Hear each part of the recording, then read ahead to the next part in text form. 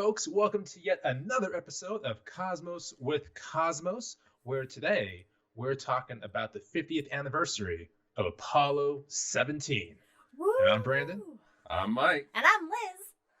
Excellent. And yeah, so it's the 50th anniversary of Apollo 17 today, the day we're recording it, December 4th. But of course, this is just the date it launched. So we'll have a couple of days to go throughout this kind of show and talk all about the last mission so far to the moon. The last Apollo. Yeah, so to kind of get this going, of course, we want to talk about what we're drinking. And so in our pre-show, Liz took a drink, and she had just a glorious face of deliciousness when she tasted it. So what are you having? Well, that's Mike's drink. Yeah, it's my second drink. Oh. Oh boy. What about first drink? Well, list off your first and second drinks. Well, it's the same as yours. Okay. So what are we calling it? Lunar libations. Yep, and it's just going to cover both my drinks. Okay. Because I rarely name the second drink. So, all right. So for the first drink, Lunar Libation, basically, it has, what's it? Apple cider, vodka, caramel syrup, and ginger beer, also known as a what? A caramel apple mule. Caramel apple mule. Yep. Caramel apple mule. Yes, and in my second drink, I have no name for it, but anyway, it is The drink with no name. Drink with no name. Let's call it Fix It With Duct Tape. Fix It With Duct Tape. Yep. All right, that's not Brandon's name. All right, so it's got cinnamon whiskey, apple cider, but it also has I put the caramel and the vanilla syrup in there. Yeah, And so, yeah, it's nice. It's Very sweet. nice. Yep. It's good. What do you got, Brandon? So I've tried to recreate my favorite drink of all time. Okay. And so I know what we have in here. I'm going to pronounce things incorrectly. I was back in Arizona, and Arizona has a better variety of liquor than Utah could ever hope for. Shocking. So, right? So I tried to pick out some ingredients. We have some, I don't know how to say this particular scotch, Laproig 10-year scotch. Okay. Sure. Amera Verner Siciliano and Liqueur 43. And together they make what I'm calling the Passenger 17. Ooh. The actual drink's called Passenger 57, so we're calling it 17 for There Apollo you go. 17. Hold it up higher because it's a little out of view.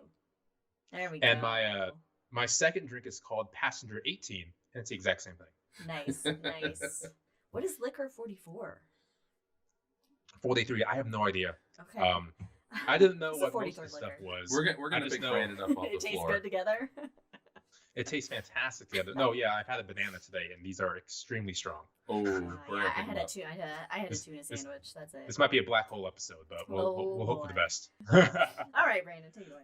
All right, so of course we have some social media stuff for us to follow, for y'all to follow, because we make it, we follow it already. We're on Twitter at Drinking Cosmos, the Insta at Cosmos with Cosmos. Rate and follow us on the iTunes and everywhere else you listen and get your podcast, because that way we get more people and we get more people in the comments to, probably make fun of us. That's great. We need more people. To make fun of us. We do. Yes. All right. To make fun of us, yes. We do. I always need that. Yes. And of course, some of our regular guests, they do some fantastic work that we like to promote. Number one, sister of the podcast, Katie. You can find her artwork on Wildixia on Etsy. Really cool stuff. Mhm. And then also common listener, Ron, MrProctorShow.com, which is a fantastic address. And of course, Jack, he of the Apple Cider at RollingBluffsPlanetarium.com. Yeah. Yeah. If you're in Council Bluffs, Iowa, or what? I can't remember the city that's right across the border in Nebraska. But anyway, if you're in that area, Lincoln? check them out. No, That's all we only know. Lincoln, That's Nebraska. only one of the Here. Nebraska I know. it's only one city. Maybe Omaha. I don't know.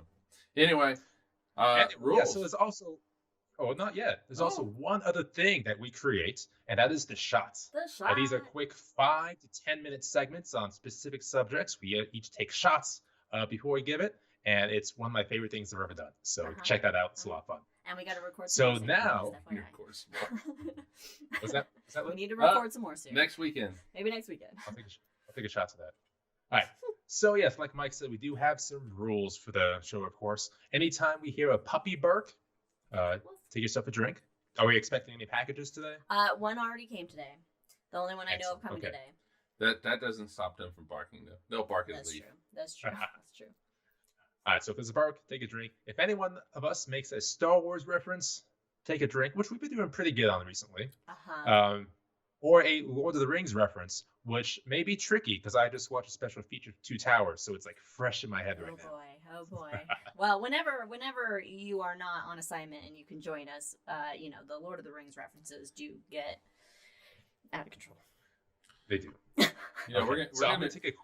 We're gonna do a Tolkien's universe next year. Brandon's probably gonna be on assignment for that one. Well, we'll have to schedule it when he's here. I'll be like in Germany or something. I'm still gonna call in. Like, no, I'm not missing that one. Hamburg can wait. All right. So now let's get into the podcast. And of course, Apollo 17, the last mission so far to the moon. So before we go straight up and talk about the launch date and what happened on the actual mission, I kind of thought it would be interesting, because this is what I love, to give some context behind the last mission and why it ended up becoming the last mission. Oh, okay, yeah. Yeah. So, of course, this all happens under Richard Nixon. And I say all because that's when Apollo 11 through 17 occurred. Most of the legwork was done by Kennedy and Johnson beforehand, as far as the budget, the political motivation, everything like that. The will, the clout even. So Nixon just showed up and took all the credit, which makes a lot of sense. Of course he did. But he was also, to be fair, a really big fan of space and especially the astronauts. So in his 1970 inauguration, he called out space 4 different times, which is a big deal for your inauguration, including this quote, which I'm going to give my best or worst Nixon impression of. Oh, man. As we explore the reaches of space, let us go to new worlds together. Oh, that was bad. Not as new worlds to be conquered, but as a new adventure to be shared. It's not bad. It's not bad. That's not bad. That was pretty good. Yeah, in places, there were, I mean, he even said bad, but that one little bit, you lost. Just on that one word. To be conquered. That's a selling point right there. Why do we always have to conquer new worlds? Can't we just That's why I said not as new worlds to be conquered, but as new adventures to be shared. Like, that's actually a really powerful line. Had Nixon actually stuck to the space program, but we can do that in a different podcast. So in any case, he was a big fan. He tried to go watch the Apollo 11 launch in person, but ultimately, because things might be delayed, as tends to happen, he ended up watching it back in D.C. Anytime he got to meet astronauts, he would do that to great fanfare, take them out to dinners, events. Even before they landed on the moon, he would consistently do that. But he liked to make things, quote, a presidential event, not a NASA event. So, yes, I think he did actually enjoy space. I think it was the Earthrise from Apollo 8 was hung up on his Oval Office, which is pretty cool. Okay. But it seems for the most part, he was using NASA's success to, launch his own success. Right. Which they all did. Yeah. Yeah, that's fair. So with this, Nixon being a fan of space and we having just landed on the moon, how does Apollo 17 just a few years later suddenly stop and become the last mission that we sent? So this actually goes before Apollo 11. 1968, there was a post-Apollo advisory group headed by Thomas Paine, then NASA head. And so it was decided even before Apollo 11 launched that the missions would be limited. That has a lot of things to do with, number one, budget, Russia. but also when budgets. But Russia as well, kind of. But also, like a month before this group met, there was a Tet offensive in Vietnam. Oh. Yes. Yeah. And so the entirety of Apollo's budget over this 10-year span was $25 billion. But that same exact amount was being spent every 10 weeks in Vietnam. Of course it was. Of course. America. Yeah. Wars come first.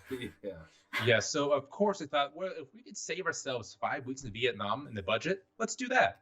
Apollo was essentially canceled even before Apollo 11 launched. Oh, wow. One of the reasons they gave is, especially after Apollo 1 and then later Apollo 13, is, well, if it's actually dangerous, why send people? Which you think they can say the same thing about fucking Vietnam. But hey. Yeah, people are dying in Vietnam. Yeah, but America. America. We gotta make the whole world America. Yeah. And later on, if we have time, we can always go through the Space Task Force group, which was headed by Spiro Agnew, which is a great deep dive, but it's a much deeper dive. Well, we do have an hour, so. Sure. So just a few months after Apollo 11, the decision was made to basically cancel Apollo after Apollo 17. And I say Apollo, but really lunar.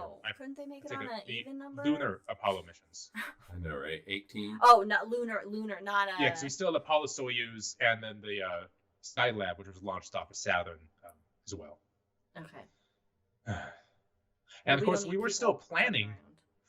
Yeah, we were still planning for multiple Apollo missions, 18 and 19, and you can go see those rockets in Huntsville and Kennedy Space Center, and I believe one just inside the visitor center of the Marshall Space Center in Mississippi.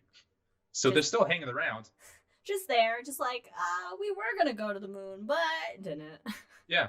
Not to mention the most expensive museum piece in history in the Smithsonian, the second Skylab that's supposed to be flight hardware, but was never launched, so they made it a museum piece, so now you can walk through it, and it only costs a couple $2 billion to do it. Oh, cool. I mean, could we not? I guess the technology's old, but you know that couple $1 billion, though? That's 4 of these new bombers we rolled out this week, which cost $500 million each. But okay, honestly, that's not bad for a bomber like that. Anyway. All right. I'm gonna drink to that. Okay. So through all those decisions, which took many different people, many different reports and task groups to get through, ultimately ended it at Apollo 17 to save money and quote unquote save lives, which, Vietnam, fuck off. Federico has a good question. Was the public opinion really into space exploration, or other topics, Vietnam, social problems like racism, were more important than a feudal space race? All right. So only one time in history was approval for the space program above 50%, and that was like a month after Apollo 11. Since then, even during the height of the Apollo, it is still hovering right under 50%, and especially after 13 and the accident of Apollo 1, it plummeted. So the public, they have a skewed view, the U.S. public, a skewed view on how much the space program costs. So you can go back and look at reports that will ask the general public, how much of a percentage of the federal budget do you think NASA has? And it's consistently, people will say 15, 20, 25% of the federal budget. It's less, it's less than half of 1%. And that's been consistent since 1969. I mean, and I think that's where, in this country at least, we have a marketing / communication problem issue with space exploration. And I don't think people even realize, and we did an episode about this where we talked about in an episode, just like how much of the shit that we currently use in our daily life and the advancement of our society came from the space program, from space exploration, from all that shit.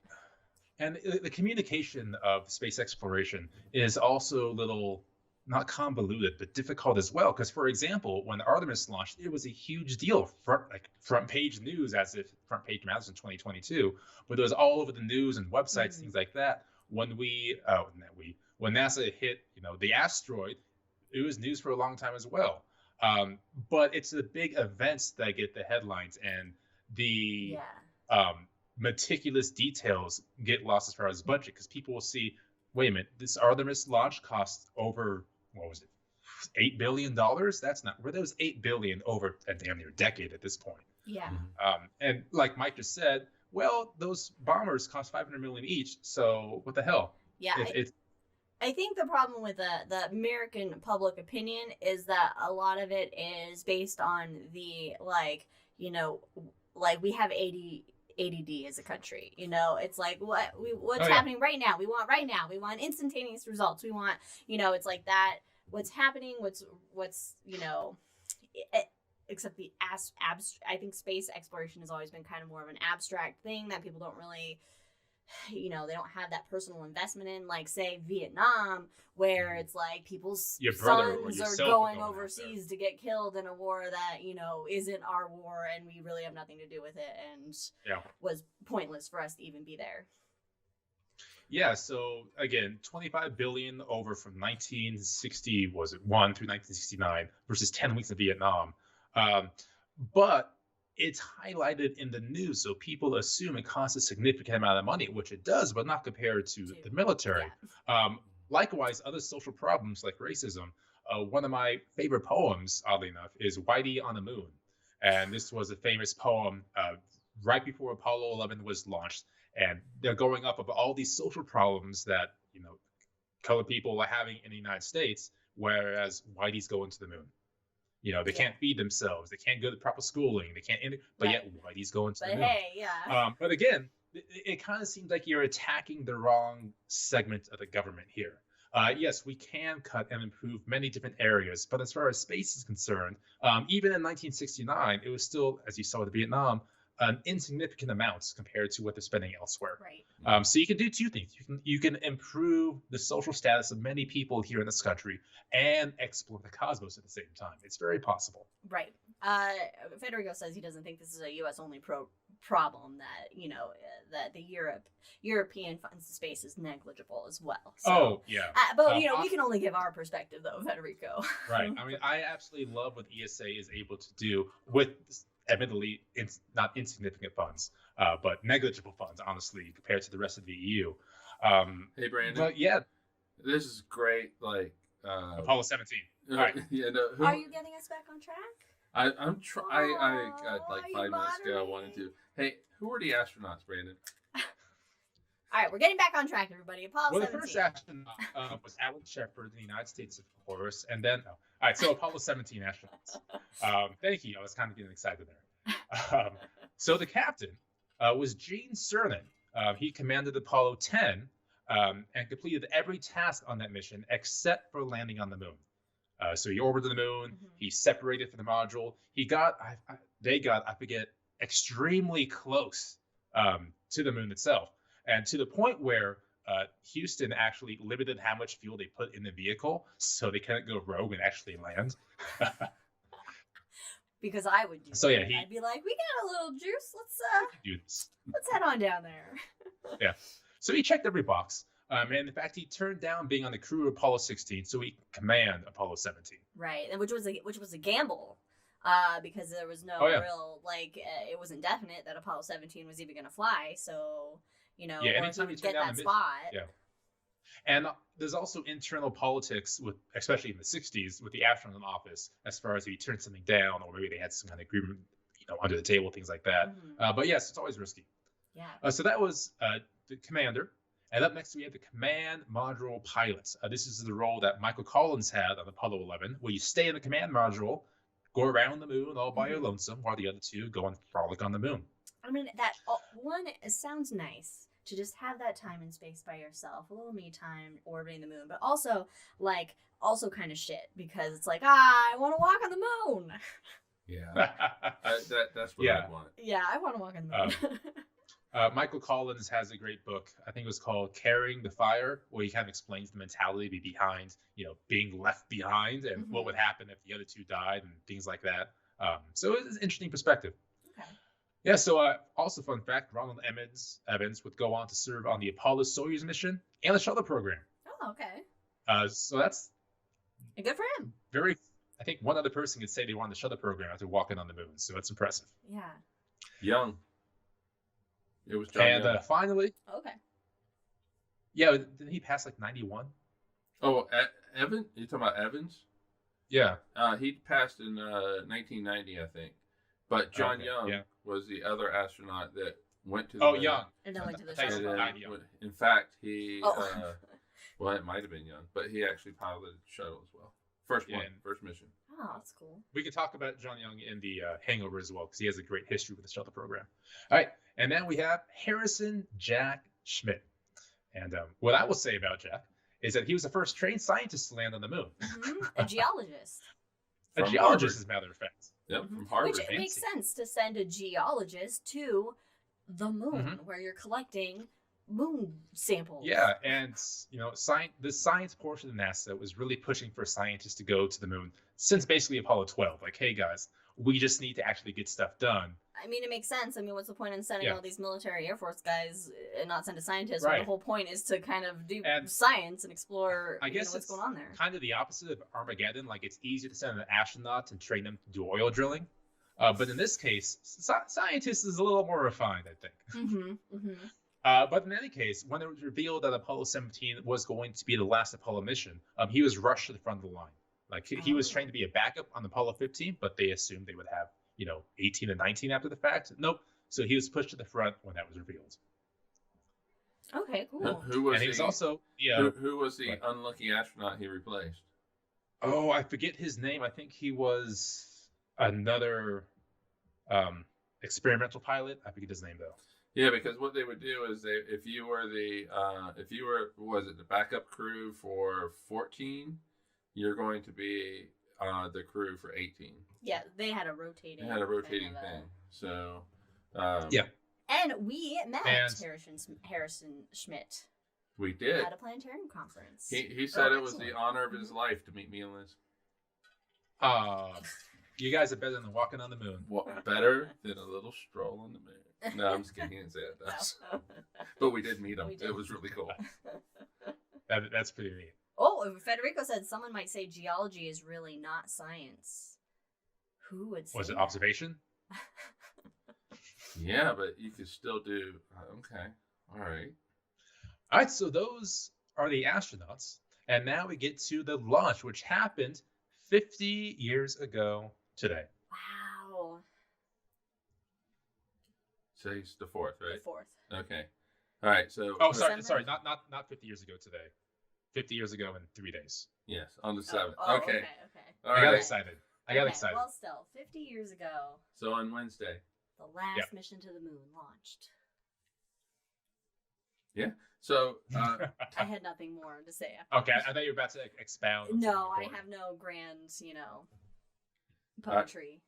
when did it launch? Oh, it's from Big Bang Theory. Is his quote that geology is not really science. Okay, we got you, Federico. Yeah, it launched on the 7th, but it launched at night. It was the first night launch. It was the first night launch for the Apollo missions, right? So True, the Apollo missions, yeah. yeah, so it launched at basically 6:30 in the morning for Italy, and let me do some math. All right, so 10:30 for us here in Ogden, Mhm. well in Utah. Uh-huh. So that was on. Oh, I'm sorry. No, it was 10:30 p.m. So it was at night for us here in Utah, Mm-hmm. but just barely. Yeah, I would have, night launches are amazing, but to see a Saturn launch at night, oh, that's the dream. Or I guess an SLS launch at night now. Hey, that's the dream. Hey. Yeah, so it was delayed 3 hours after a launch sequencer failure, and that's basically just ensuring that all the systems are working properly. So you want Nominal. to make sure that's working. Yeah, nominal. Thank you for the correct nomenclature. And of course, launch from Pad 39A, which is the famous launch pad at Kennedy Space Center, where he launched all the crewed flights to the moon. Oh, okay. I didn't know that. Yeah, and now it's the SpaceX launch pad. So they Oh. bought that out or borrowed it out for a number of years. I'm not sure. Is it gonna I get a can blue dis- check on it? I can disassociate SpaceX at this point from us because it's Glenn Shotwell's business at this point, and Shotwell is just a fabulous head of SpaceX. Okay. She's great. Okay. All right. Good But in to any case, the flight to the moon was pretty smooth.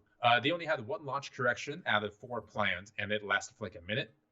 So basically, they drew the rocket perfectly. Wow, nice. Is this was this mission like the one that had really no issues? Like other missions had some issues, but then this one is the only one that didn't have really any. I mean, there were kind of, small issues, but nothing consequential. It was just No, I mean, some floating washers here and there, and that was about it. oh, jeez, I forgot about that. What mission was that? That had the floating washer. Well, I think And this they- one it they was saw some all of floating. All of them had floating They all did? washers. All had but- floating washers. That's fantastic. Yeah, so it was a smooth launch, and Liz can tell us the place that it landed at, and she can pronounce it correctly too. It landed at where did it land on? I will look at the notes to read it, because clearly I know my stuff. Is that one right there? No, this one right here. Yeah, where it says location. Oh, it's just Taurus Litro. Hey, Taurus, Katie.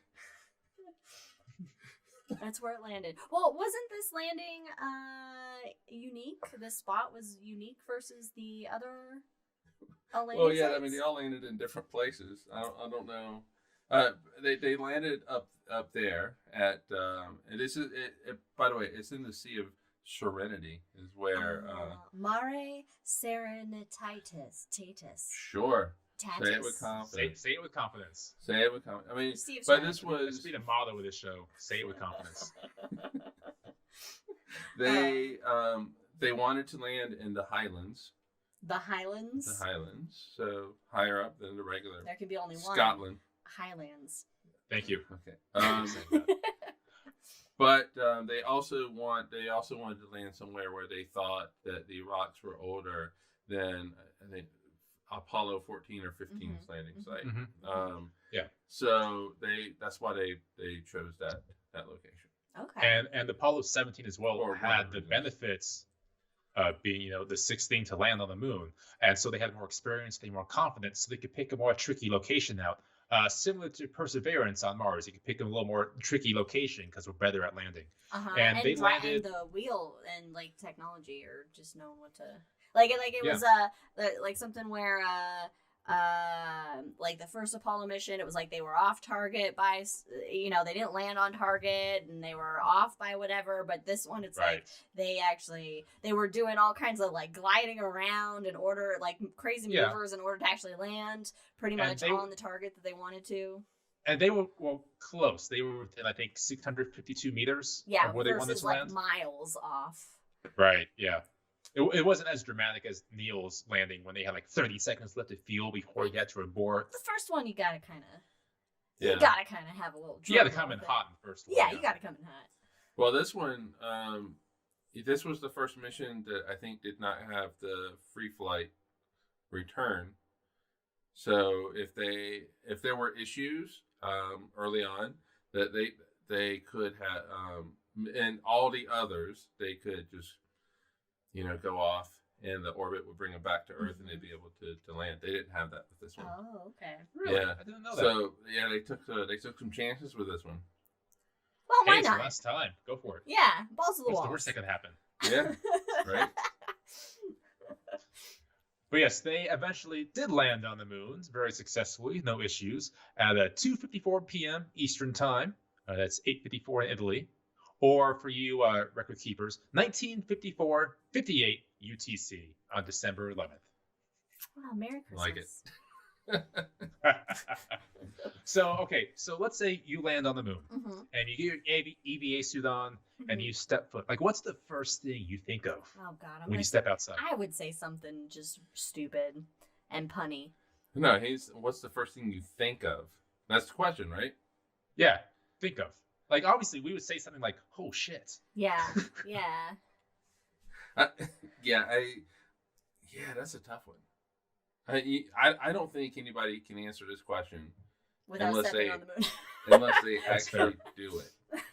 And Yeah, so I think at least me and Liz, Mike would have something eloquent to say, but me and Liz, we would do what Alan Bean said in Apollo 12 when he jumped off the ladder, because it's kind of a big jump. He goes, "Well, that may have been a small step for Neil, but it was a big jump for me." First off, I would totally jump off the ladder. But you had to at you Apollo have 12. to. You Well, have no, to you do it. literally had to. Oh. It was a big gap at the first okay. few missions before they fixed it up. But even if the ladder goes all the way down, I'm gonna do a little jump, Uh-huh. and then I'll fall on my face. But Podcast mom goes, the first thought would be, "Don't leave me." Can you build a little like moon castle with the regolith? Just build a little I think Well- it's a great castle? hangover What- question. Okay. Yes. Probably not. Long story short. All right. All right, there we go. Don't need it for the hangover. Let us continue. Going to the first day on the moon. So, of course, you want to get out of the lander, which I think was called America, because why not? Challenger was the service module, and then America was a descent. Okay. So they get out, and they get everything ready. And as they're hammering things into the ground and setting up experiments, Gene Cernan, the commander, well, he accidentally knocks a piece of fender of the rover off with his hammer, and he broke some of it off. That's what I would do. I would totally break something Yes. by accident. Yeah, and they kind of need that fender. Yeah, because those rovers, they kick up a lot of regolith, a lot of dust. Oh, a significant amount. And that shit apparently gets everywhere and into everything. And it's not like normal Earth dust. It's like jaggedy and like real jaggedy, horrible. Yeah. Get your drinks ready. Right. Maybe that's why Anakin hates sand.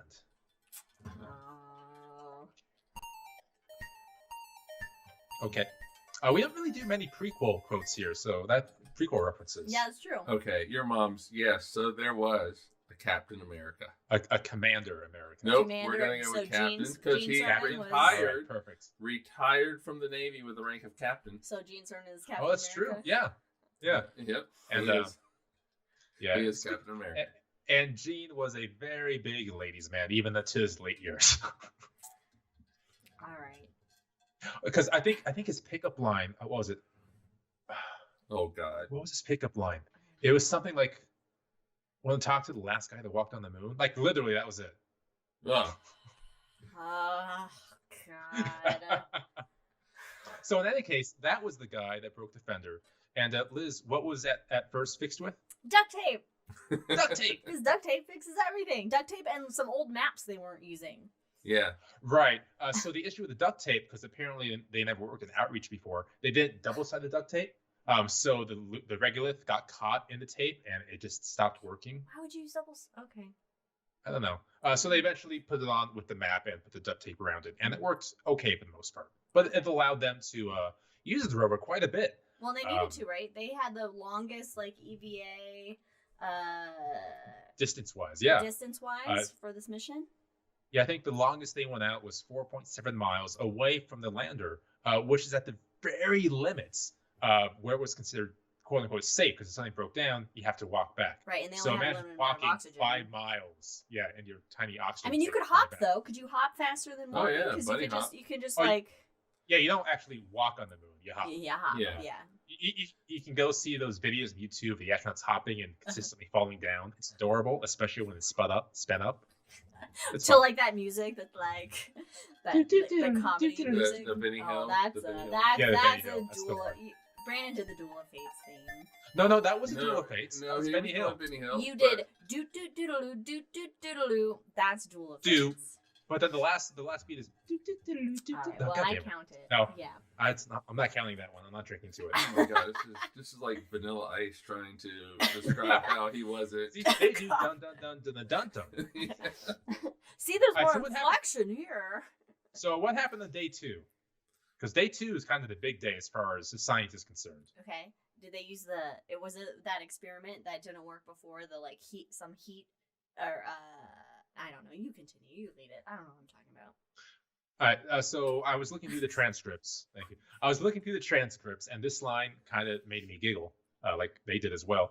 So they were trying to park the rover, but it was at a steep incline of 20 degrees, and so they were kind of having issues getting out of the rover. And so Jack Schmidt says, "You want some help getting off?" Laughs. You can see it in the transcripts. It does say parentheses laughs. So that kind of made me happy. I saw that in the notes and I was like, okay, got to know some context here because this is. There we go. So we had 2 big discoveries, we can call it, on day 2. The first one was at the what do I want to call it? The Geographic Site number 6, it's called, where they find some kind of orange dust on the moon. Ooh, okay. Which is weird because you look at the moon, it's not orange. Right. So they get very excited about this thing. There's orange stuff on the moon here. Yeah, and they were thinking of volcanic activity. Oh no! Schmidt, he thought it was going to be like the discovery of the mission, because he thought it was from oxidation, like you have on Mars. Oh. And that's what it was. And so that was his initial thought going up to it, and that would have meant that oxygen form is it water, that type of thing. Okay. And so, but it turns out it was something else. And I thought Brandon was going to say what it was. It was volcanic glass. It was volcanic glass. It was like from underground, right? Yeah, what was it called though? Like a fire spout? Like a fire? No, it's like a fire burst? A fire. It was so in the notes they call it, I think, a fire mountain. A fire mountain. Well, we're gonna go with that. Elden Ring. Okay. Yeah, but the color is and they found it all over the place. Yeah, the color is based on the elements that are present. So they found like orange, and there's been like on another mission that explains like these green beads, dark beads, and then there was like some dark ones, and it's all because these fire spout. I think they're like fire spouts. Like we'll just call it that. I don't know. Fire geysers. Fire geysers. I like that. That's fun. Yeah. I mean, it was a tumultuous place when the moon was forming after Theia crashed into the Earth and formed together. There was a lot of which we know now, but back then we had just had the theory of maybe this is what happened. We weren't quite sure. Yeah, and so it took going to the moon. We ought to talk about that later because it's great. Actually, we're going to talk about that literally right now because one of the big discoveries that Apollo 17 found that really cemented the theory of the giant impact hypothesis was troglodyte 76535. And so this is, again, from NASA notes. Quote, troglodyte 76535 is without a doubt the most interesting sample return from the moon. So this was a rock they brought back from the moon. Yeah. But it was fascinating because after a significant experience, it was found that it likely formed about 47 kilometers beneath the surface of the moon. And through certain calculations called thermochronological calculations. Wow. You did really good with that. That's fun. Right. Thermochronological. All right. So I'm assuming, judging by the root words there, is that it can look at the rock and see when it was formed through the heat, but that helped provide evidence of a core dynamo, which means a metallic core, just like the Earth has, that can produce a magnetic field. And which showed that, hey, the moon's core is kind of made of the same stuff as the Earth. We're kind of the same thing going on here. How could that happen? Maybe through a giant impact. Yeah, because they found through the moon samples, that similar stuff as the Earth, but then also things that were different. So it was like, well, okay, not everything came from the Earth, but some stuff did come from the Earth. So then there had to have been some kind of collision to then create this mixture of material into this object. Yeah, and if you look at this rock, which you can find by Googling troglodytes 76535. It doesn't look like your typical lunar regolith rock. Like typically you look at the rock on the moon, it looks like something from the moon. It's kind of has the same color of the moon. Oh, Liz has got it. There you go.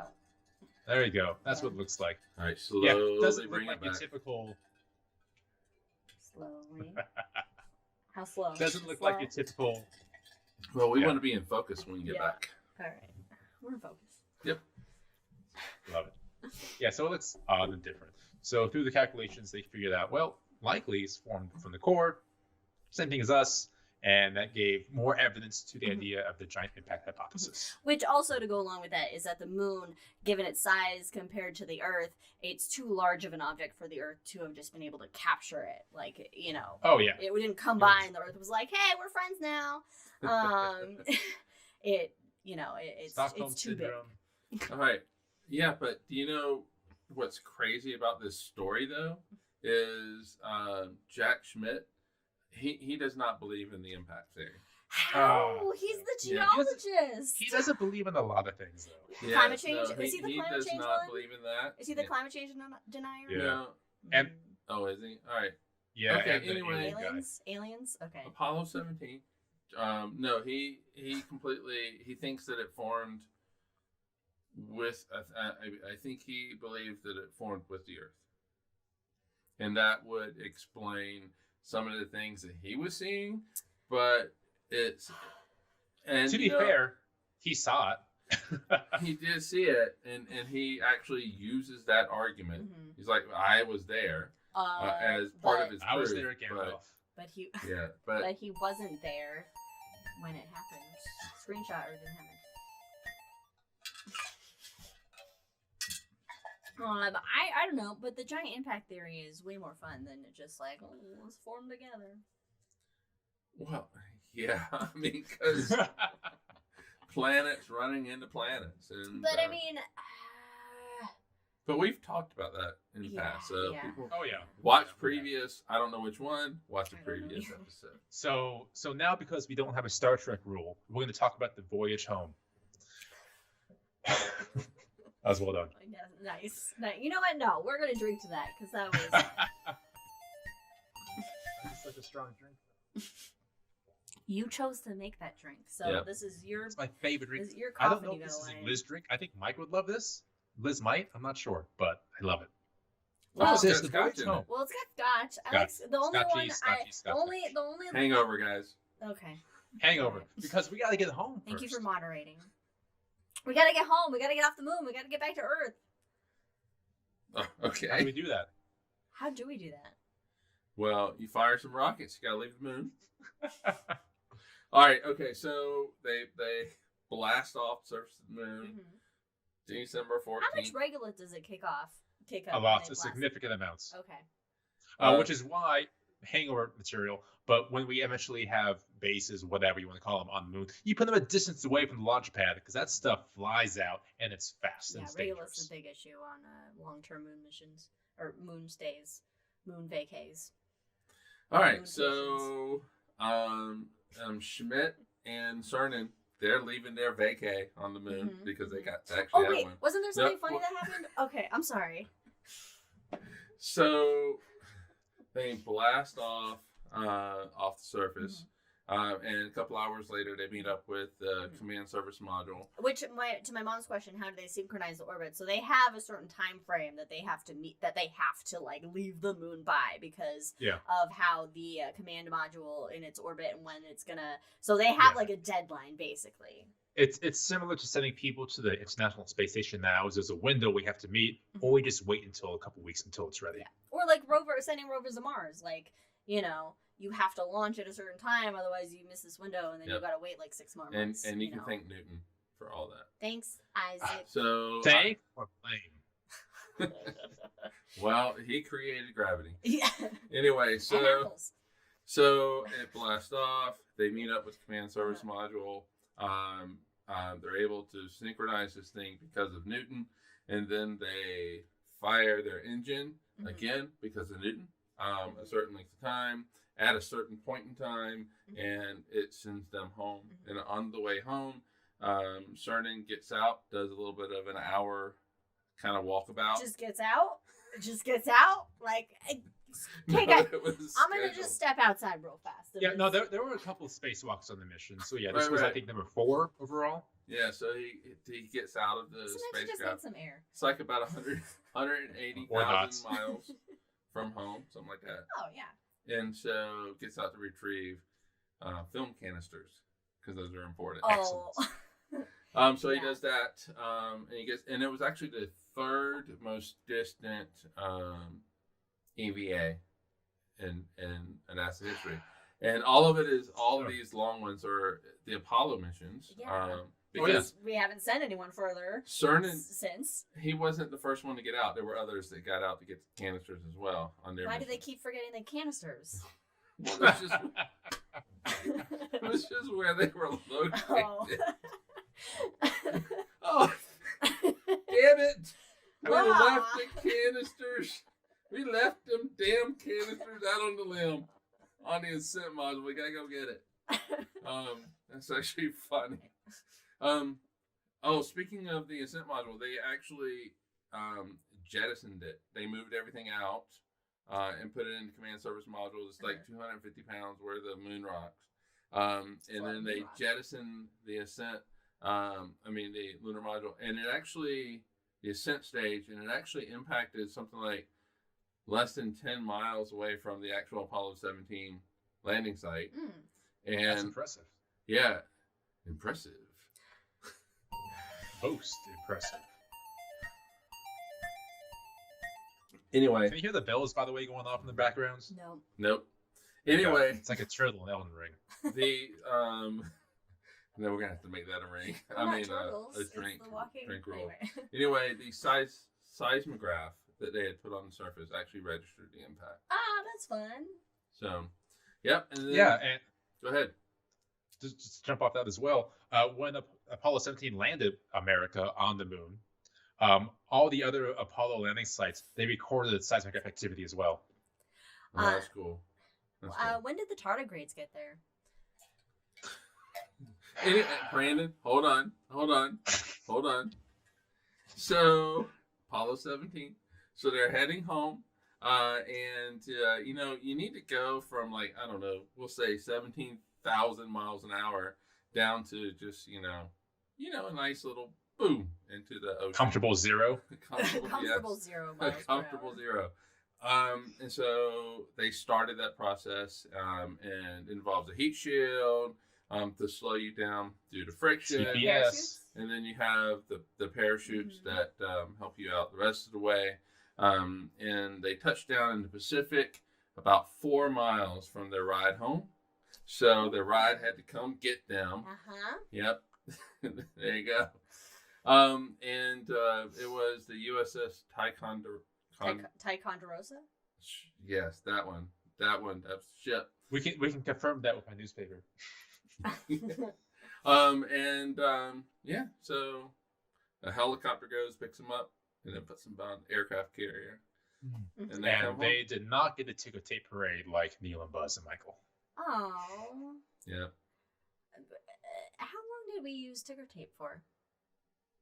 Oh man. Anyway. Do they still do it for like when the No, they Yankees don't. They won don't the do- World Series? So, no, they don't anymore because ticker tape's no longer used. So they just have a regular parade. Oh, is that stuff that like would? Hang Yeah, on, the stuff that's slow flying me out of the over. buildings, that's a ticker tape. So it's actually called a ticker tape parade No, because no, using no. ticker tape throughout the Okay, buildings. yeah. So the ticker tape. What I was gonna say is that the one where, like in the old timey movies, they would see like the news printed out on it, or maybe like stock shit that was printed out on it. So it's like really skinny, right? Yeah. Yeah. It's Yeah, like yeah, yeah. streamers. And it's But it's like dot matrix. Just That's printed. exactly what I think about. Actually, it's like a dot matrix, tabs being thrown out the window. All right. Anyway, they get home. they get home. No parade. Oh. Yeah. No parade. No parade for And- the last mission. Does the public know that this is like the last Apollo mission? Yeah, the public doesn't really care at this point, Right, unless you like Vietnam's us that happening. care about this. Vietnam's happening. Nixon Right. stuff's going on. No one Hippies really are getting cares. shot. Shit's happening. Whitey's on the moon. Yeah, Yeah. that whole scenario. All right. But then also, at the same point, NASA's slowly gearing up for the space shuttle as well. So everyone's trying to shift gears here, saying we're going to cost less money and do more things, which no, and also not really. Jack says you can still buy it, but receipt tape is cheaper. Yeah, receipt tape parade doesn't have the same zing No, to it. ticker tape. Hangover. Because it's a Hangover. Alliteration. That's the word. Hangover. Gotta have the alliteration. Hangover. Hangover, folks. So what happened after Apollo 17? Well, good question, Mike. So Gene Cernan, the commander, retired from NASA and the Navy in '76 and went into private business, where he became a what I don't want to call this. We'll leave that there. And a good guy, and he died in 2017. There was a fabulous documentary called The Last Man, which kind of documents the idea behind being the last person to walk on the moon and whether or not he actually was, or whether Jack had the last step on the moon as well. So it's actually really interesting. Yeah, I was gonna say who had so the just actual check it out. last. Who actually took their foot off first. Yeah. They go back and forth between that. Like, no, it was actually me, Gene. No, it was me, Jack. So, whatever. So, all right. It was more than likely Gene Cernan. 'cause he was Check the film commander, canisters. And that's the purpose of commanders, be the first stop and last on. That's what they do. Right. Down with the ship. And then, the command Up with the module pilot Evans retired from the Navy in '76 and NASA in '77. Of course, after he went on to the Apollo Soyuz and the shuttle missions, he went into the public service and then died in '90. Oh, okay. Before you were born. which is also No, you were born 90. Just kidding. I was, but we don't have many Apollo astronauts left. Who's still alive? Schmidt. Buzz, Schmidt, Schmidt's still alive. Young's I gone. don't know any of the other ones. Ian's gone. I think we have maybe 4, 5. There's not many at all. How many? Are there more Apollo astronauts alive to OG Star Trek actors? Because you got just Shatner and Sulu. You have Shatner and Takei. And maybe Chekhov? I don't... We're unsure about Chekhov. Okay, so we Can have somebody more check Apollo on Chekhov? We have more Apollo. we have more. Somebody check on Chekhov. No, we have at this point more Moonwalkers than Star Trek actors left. Wow. That's interesting. Which, I mean, Buzz is a frail old man. Appreciate him while you can. He's feisty. His feistiness is keeping him going. He punched a dude. Well, that was 15 years ago when he punched the dude. Yeah. Yeah, but still, I mean, he's still pretty feisty. And I'm sure that guy was like, "I'm gonna sue Buzz," and all his lawyers. Like, there were like 100 of them. Sue one of the first men on the moon. He's a national treasure. Yeah. He gets carte blanche. But still appreciate Buzz while we have him, and still appreciate him when he does eventually pass in the next 25 years because he's going to live forever. But still do it now as well. My mom asked, "Do we know how much radiation they were exposed to on the moon?" So they tried to. I think it actually didn't matter. I don't recall off the top of my head, but they tried to reduce it as much as possible. Obviously, solar cycles didn't much matter because that's in the realm of 12 plus years. So you just had to launch when you're ready. Mm-hmm. I don't recall off the top of my head. Jack says Walter Koenig is still alive. That's his name. Thank God. That's what matters. All right, so we got 3. Yeah, 3. All right, what happened to Schmidt? What did he do? Schmidt, he retired in 75.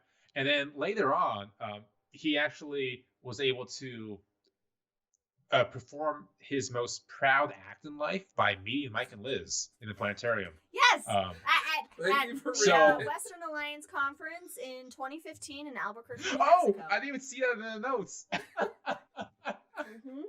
Man. That was, yeah. Yep. But there's a photo And after of that, us. it was all downhill. And as a geologist, he appreciated going downhill. But not climate change. But he actually became a 6-year senator from New Mexico in 1976. Oh, okay. Yep. That's cool. A one-termer. I don't know if that was by choice or he got voted out, but probably by choice. And yeah. It was really cool meeting him. I bet. That's really cool. It's not like a lot of people can say that they've actually met somebody who walked on the moon. And shook his hand. Moonwalker? No. Yep. Mm-mm. That's cool. That was a fun conference, Jack. I don't. So, any closing thoughts about Apollo 17 before we go to the hangover? That it's sad that it's still the last time that humans have walked on the moon was. Yeah, I think. But I also want to point out that as we say this, we currently have the Orion space capsule almost on its way back from the moon to Earth. That is the Artemis 1, guys. Yeah, the Artemis 1. Yes. So I mean, it took us a very long time. Yeah, it should not have been that long. And I think was it 2025 is when they want to have somebody in. Hope remains. Hope. LOL. Oh my gosh. When the fellowship was true. I said hope remains. I'm out of. Outside. Somebody's smoking something outside. Weed? It's not meat. Okay. Yeah. Anyway. I just hope we do get back to the moon. And that, I mean, clearly some good shit came from Apollo 17, like confirming, really kind of pretty much confirming the moon impact hypothesis. And confirming the usage of duct tape. And duct tape, it proves duct tape, yeah. Because of course duct tape works in the vacuum. Yes. Andy Weir. Anyway. I guess with that thought, thank y'all for joining us. We love the Apollo missions. Making the brisket, absolutely, Jack. I have a question, I'll save it for the hangover. Do it. No. pose the question now. For and then the we'll hangover. answer the hangover. Why is it called the Apollo missions when Apollo was the god of the sun in Greek mythology? Good question. Oh, I that's can a answer really that good in a few question. minutes. All right. All right, well, we'll What- get back to that in the hangover. Yeah, hold on. Oh. Brandon, when's our next podcast? Oh, the next podcast is we'll stream it. Was it next week? Week Yes. after that. Week It's after gonna that. be the High December sky. 11th. Yes. We have a High in the Sky episode. Yes, and then we're going to take a little break for Christmas. Oh. And then we'll come back on January 1st, where we look back at 2022. And is it almost odd that at this point they can say the astronomy in review is one of my favorite episodes to do each year? Like we've done a couple of these by now. No, because I mean, They're it's a lot of fun. I mean, it's fun to talk about what's been going on and what's happened. I mean, we're gonna spend a lot of time talking about James Webb, I assume. And I just made the new image of the Pillars of Creation my desktop background because it's fucking amazing. Yeah. On that note, close us out, Brandon. Thank you for joining us, folks. Again, give us a follow on Twitter, Drinking Cosmos, Instagram, Cosmos with Cosmos. Live long and prosper. Stay safe. Hope to see you next week. Cheers. Have a good time. Bye, everyone.